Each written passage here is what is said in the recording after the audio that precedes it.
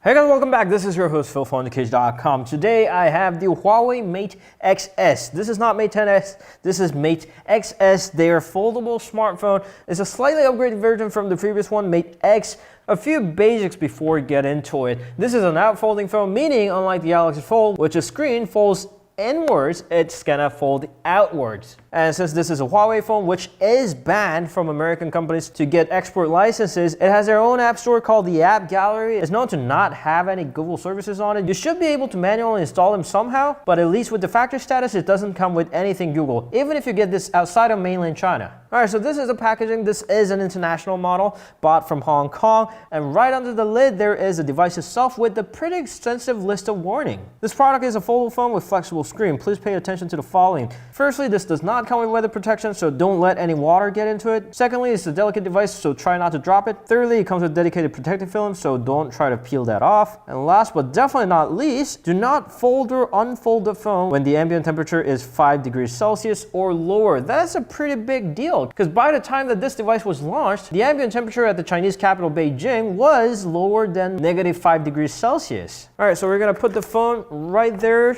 You can see that I'm being extra cautious because it is an expensive phone. It's retailing at around 24.99 euros, which translates into around 3,000 bucks. And since the stock is so limited, they're putting some premium on it. I had to pay like $3,500 for it. Alright, next we got another precautions, and under that you have a very nice guide of how to fold and unfold your phone. Inside the packaging, starting from the bottom left, this is a charger. The Mate X, when initially launched, was known to be fastest charging 5G phone, and this is still pretty fast, charging with 55 watts of supercharge. Thus, it has a pretty bulky charger, and it's in white. This is a 2,500 euro phone, and they did not even match the charger and the phone's color. That's a little disappointment. And we move on to the headphones, and voila, it's also in white. And it comes with that known Huawei headphones design that resembles heavily of the Apple EarPods, with the USB-C connector, of course, because this foldable phone does not come with the 3.5mm headphone jack. And here's another packet with the SIM card tray removable pin on top, and a case. More of that later. There is a quick guide on how to install the case onto the phone, warranty card, and the manual. And at the very end, we have the USB cable.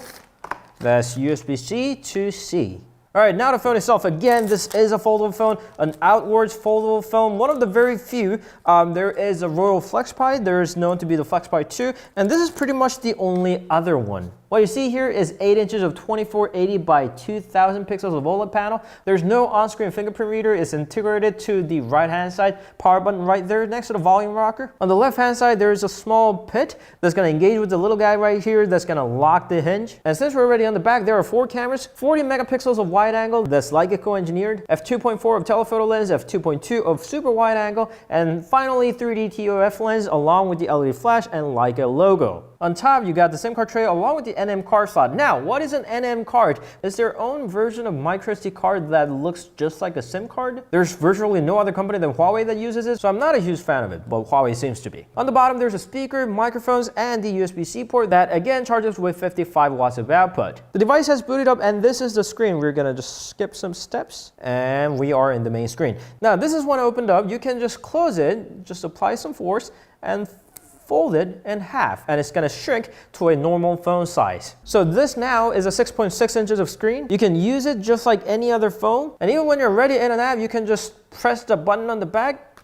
It's gonna flip open. It's not the most elegant way, but it does its job, and you can expand it further to a tablet-sized screen. Some apps are well optimized, like the messaging app that splits in half to list and message. I'm pretty sure email app looks pretty nice, and the calendar app, no, not really, it's just plain old calendar app. But again, you can just fold it and it's gonna shrink to another side. Now, I know that the biggest competition is going to be the Galaxy Fold, so here it is, the first generation Galaxy Fold. Now, the biggest upside the Mate XS has over the Galaxy Fold is, of course, the gigantic screen when folded in. Compare with the dialer with the white screen, you can see a thick bezels here and there. The Galaxy Fold's external screen is so small that I had to open it virtually anytime I use the phone, say, longer than 5 minutes. But the Mate XS has a lot larger screen, and when opened, it's got an uninterrupted view without the notch. But as a downside, there is a thicker part on the right-hand side. So when you put your phone on the desk, it's not going to be completely reliable. And most importantly, when folded, the Galaxy Fold's inner screen should have much better chance to survive. When in idle, you get always on display. You can turn it on and swipe up to launch camera. And as I said, it's got 3 angles. There's wide angle, telephoto, and super wide. Now, the interesting feature over here is that you can use the other half of the screen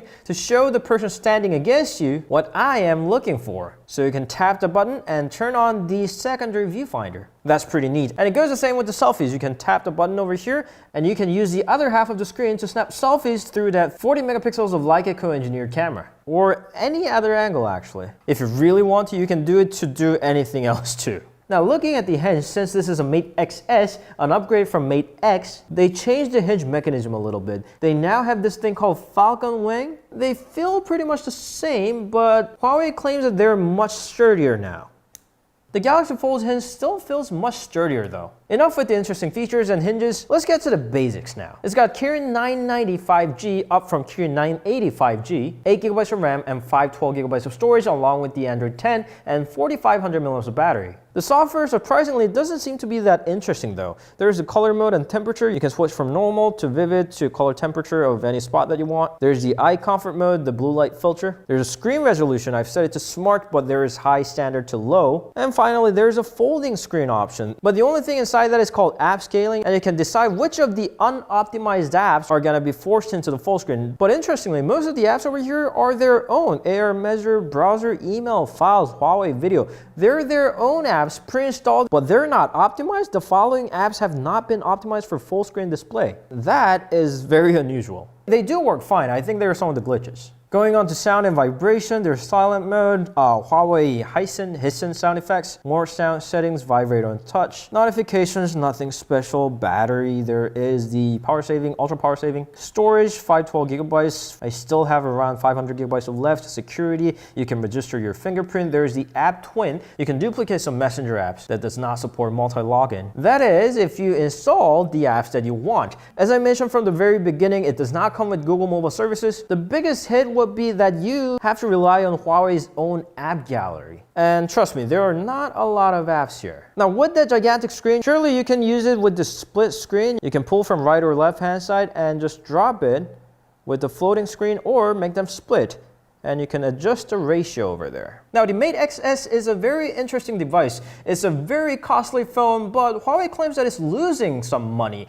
Actually a lot of money each time they build one. And yet there has been numerous reports of people breaking the Mate XS's screen. And that's one of the reasons I'm being really delicate over here. I don't want to break this before I publish my review. And the crease in the middle is already pretty big. But don't get me wrong, I do like the styling. I do like the way it feels when folded. I do like that it's got a bigger screen than the Galaxy Fold when folded. It is a heavy phone at 299 grams, but the Galaxy Fold is by no means a light phone, although it is 20 grams lighter. Literally the only thing I'm worried right now is its integrity or safety or whatnot, especially when the case it comes with is this flimsy piece of plastic. How you do it is that there are adhesives on the case. You can take them off and attach it to the phone. Now this isn't anything special. Samsung does the same with the Galaxy Fold. You have to use the adhesive, but let's just try to fit it in for now. You start from the outer half and you get to the other edge and you try to make it roll through that Falcon hinge. All right, this is what it feels like with the case attached. You have all the openings, the power key volume rocker, the USB port, speaker, microphones, SIM card slot, 2 additional microphones, and the camera. It all looks like this. They look pretty nice. They feel okay. They're not premium. They're just pieces of plastic. But with all the parts having to be opened, I can understand that this was their only way. It does provide a little bump from the screen surface, so when put on the table, it's not going to scratch as much. But honestly, when you drop it, it's not going to give you that much protection. Nevertheless, the Mate XS is a revolutionary device in a way. With the pricing, it's definitely not for everyone, and even if you had that money, the availability seems really limited. With the company claiming that it loses money every time they sell one, I assume it's one of their strategies not to sell that many. Alright, so that was the unboxing of the Huawei Mate XS, one of the very few available foldable smartphones, especially in this size. We'll come back with a review very soon, stay tuned, and if you have any questions, please leave them down in the comment section below. We'll see you guys later. Ciao!